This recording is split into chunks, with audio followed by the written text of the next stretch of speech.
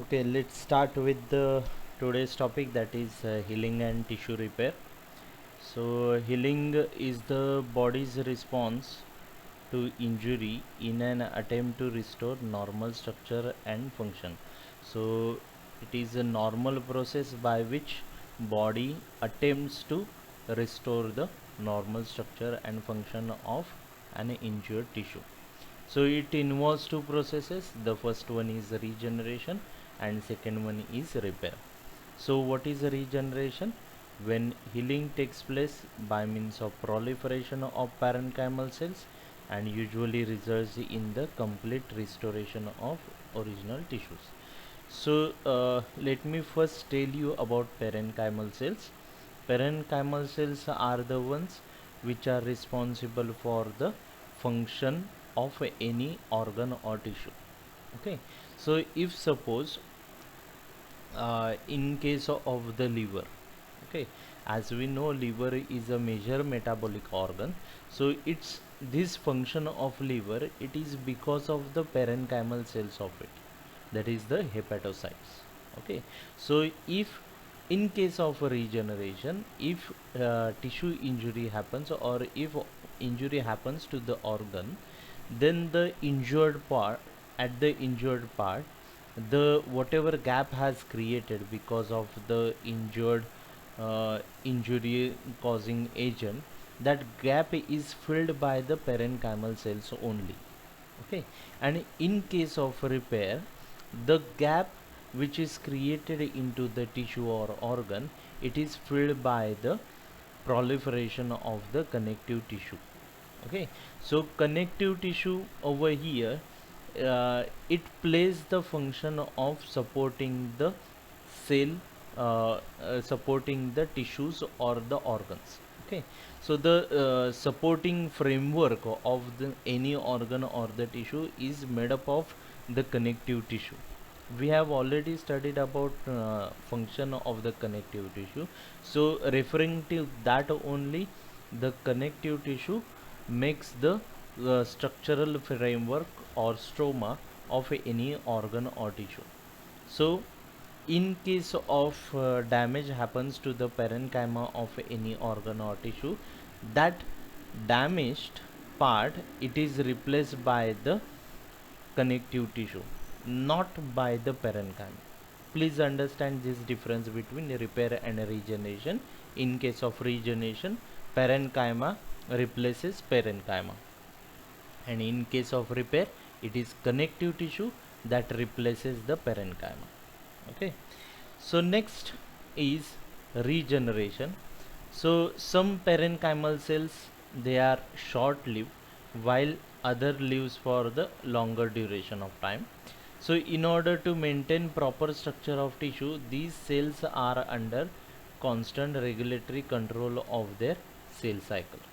Okay, so there are three groups of cell, that is the first one is labile cell, stable cells and permanent cell, and we group these cells depending on their capacity to divide, that means to undergo mitosis. Labile cells, they have the capacity and ability to multiply, and the stable cells, they will multiply only in presence of a stimuli, and the permanent cells, they have lost the capacity as well as the ability to multiply. That means in presence of the stimulus also, they won't undergo the mitosis. The example of labile cells is the cells of our skin. Then examples of stable cell, it is cells of kidney and the liver, and the permanent cell, the example is neuron. That means in if damage happens to the neuron, there will be no another neuron that is taking place of that damaged neuron. That damaged neuron will perish by means of, or it will be eaten up by the phagocytic cells, and instead of that, the glial cells will take or fill that gap of the neuron which has died out. Okay, so next is repair. So repair is basically replacement of injured tissue by the fibrous tissue. So injured tissue, if it is made of, if it is a parenchyma, then also uh, it will be replaced by the fibrous tissue only. Okay, so there are two processes involved. The first one is the granulation tissue formation, and the second one is the contraction of wounds. Okay, so first we will study the granulation tissue formation. So there are three phases in the formation of granulation tissue, and why it is called as granulation tissue. The reason is that the appearance of it is granular. That's why it is called as granulation tissue. Okay, granular means like it is made up of some granules. Some granules are present in it. So that's why it is called as granulation tissue. So there are three phases, that is phase of inflammation, phase of clearance, then phase of ingrowth of granulation tissue, which again have two sub parts, that is angiogenesis and fibrogenesis. So in phase of inflammation, inflammatory cells will migrate to the site of inflammation and produce the inflammatory condition by release of variety of mediators of inflammation. And in case of clearance, the phagocytic cells like the neutrophils and the macrophages, they will clear out the necrosed tissue as well as the dead cells at that particular site of inflammation, and then they the phase of clearance, it is like sweeping the things away. You know the sweeping, कधी घरात जर झाडू मारला असेल, then you will understand. So these phagocytic cells, they clear off that particular field of the necrosed tissues and the cells. Okay, and lastly, once everything is clear at the site of inflammation, angiogenesis will happen. Angiogenesis means formation of new blood vessels will happen. Why it is required? Because when tissue injury happens, it is not injury to the tissue only. At that time, the blood vessels, they also get cut. Okay, so as the blood vessel get cut, what will happen? The blood flow to that particular area gets stopped. So we, in order to cells to survive, they require the oxygen and nutrition supply, and this supply will happen through the blood vessels only. So in that case, new blood vessels or whatever blood vessels which are cut, they need to be joined again together to continue the flow of blood through that blood vessel and continue the supply of the oxygen and the nutrition.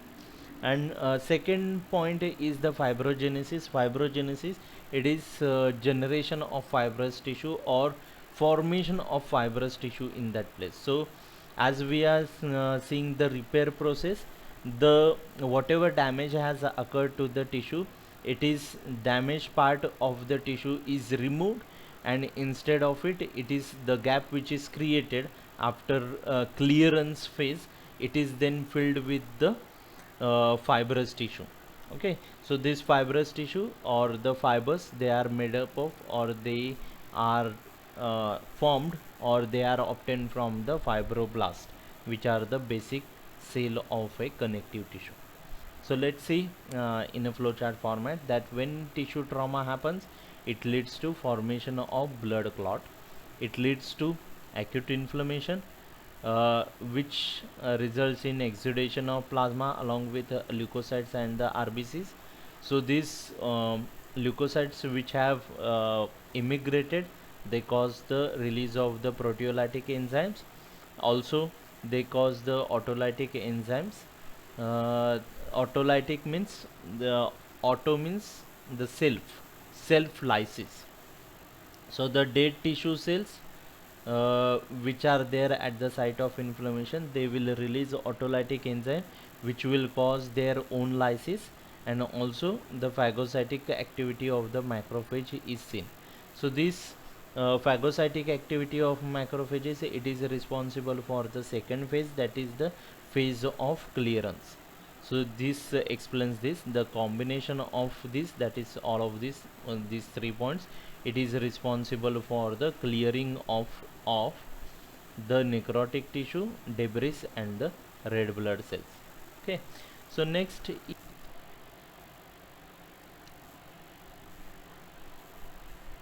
okay, so the first step in case of first intention is the initial hemorrhage.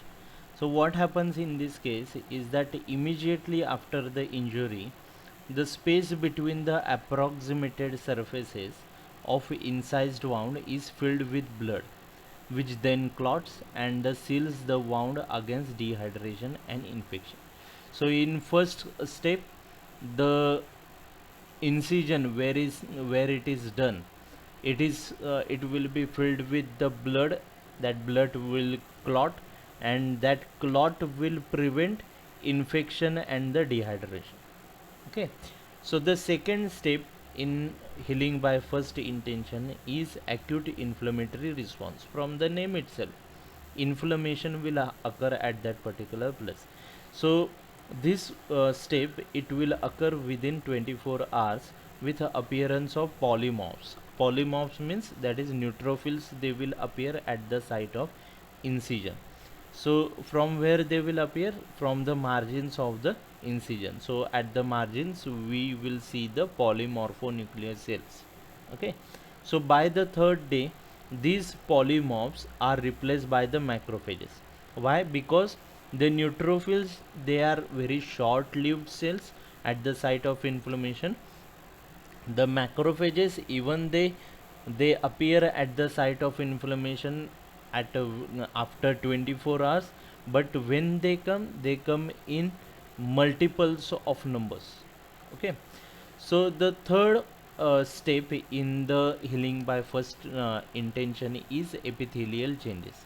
So what will happen in this case is that the basal cells of epidermis from both the cut margins, they start proliferating, and they start migrating towards the incisional space in the form of epithelial spurs. Okay, so what will happen, you can see in the diagram, these are the cut margins. Okay, so this is the cut which is made into the skin. So from this particular cut margins, the epithelial cells, they will start proliferating, and they will form the epithelial spurs. Okay, so well approximated wound is covered by a layer of epithelium in 48 hours. Okay, in 48 hours, this particular wound, it will be covered with layer of epithelium. So this layer will be formed in 48 hours because of continuous proliferation of these basal cells of the epithelium. Okay, so uh, the migrated epidermal cells, they separate the underlying viable dermis from the overlying necrotic material. So this particular part, epithelial part, what function it plays? If you see what I said, the migrated epithelial cells. So migrated means what? These epithelial cells, they were over here. Okay, they migrated to this particular site. Okay, they migrated to this particular site. So what is the function of this? That it separated this necrotic tissue from this dermis. This over here, it is a dermis, this is all dermis. Okay, so this dermis is separated from the necrotic tissue. So this necrotic material and clot from which the dermal area is separated, and it forms the scab, which is cast off. So scab म्हणजे खपली. Okay, scab formation will happen, and it will eventually will be cast off. Cast off means it will be removed. Okay, so the basal cells from the margins continue to divide. So it is not that once the scab is formed, these basal cells, they will stop proliferating. They will continue to proliferate unless and until this gap is completely filled. So by fifth day, a multi-layered new epidermis is formed, which is differentiated into superficial and deeper layers. So by fifth day, this will happen, that because of these basal cells have proliferated, they will form the normal looking epidermis, which have the superficial layer as well as the deeper layers. Okay, so this is the third step, that is epithelial change. The fourth step is organization. So what we mean by organization? By third day, fibroblast also invade the wound area. Okay, by third day, fibroblast also invade the wound area. So where the fibroblasts are present? Fibroblasts are present in the dermis. So these fibroblasts, they will migrate to the wound area. By fifth day, new collagen fibrils, they start forming, which should dominate till healing is complete. So over here you can see the collagen fibrils, they will get filled at the site of incision. Okay, so in 4 weeks the scar tissue with scanty cellular and vascular elements, a few inflammatory cells and epithelialized surface is formed. So this whatever we see over here in this diagram, it is by end of 4th week where we can see the scar tissue means scar means which when wound happens and it is healed, it leaves behind some kind of mark. That mark, it is called as scar. Okay, so this scar, it can be seen with scanty cellular and the vascular elements, as well as few inflammatory cells are also present in this. And last step is the suture tracks. So in this case, each suture track is separate wound, and it incites the same phenomenon as in healing of the primary wound, that is filling the space with the hemorrhage, some inflammatory cells reaction, epithelial cell proliferation along the suture track from both margins, fibroblastic proliferation and formation of young collagen. When sutures are removed around 7th day, much of the epithelialized suture tract is avulsed, and the remaining epithelial tissue in the tract is absorbed. Okay, so however, sometimes the suture tract gets infected, which is also called as stitch abscesses, or the epithelial cells may persist in the tract. Okay, so which is also called as implantation or the epidermal cyst. So thus the scar gets formed in a suture wound is neat due to close apposition, that is approximation of margins of a wound. The use of adhesive tapes or metal clips avoid removal of stitches and its complication. Okay, so in case of sutures, whatever we have explained till phase 4, step 4, it is in case of a normal clean wound. But if the a wound is approximated by means of suture, then similar steps they will happen like the ones we have mentioned earlier. But the changes, sometimes that suture gets infected. So in that case, metal clipping, it proves to be helpful in order to avoid that particular infection. Okay, so let's sequence of events in secondary union are as follows. That is initial hemorrhage, same as that of the first union. Second is inflammatory phase, again same as that of the first union.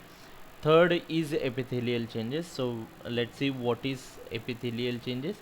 So as in primary healing, the epidermal cells from the both margins of the wound, they start proliferating and they migrate into the wound in the form of epithelial spores. Okay, so these cells at the margin, they will start proliferating and they will form this particular epithelial spurs. Okay, uh, till what point they will form this epithelial spurs? Till they meet in the middle and re-epithelize the gap completely.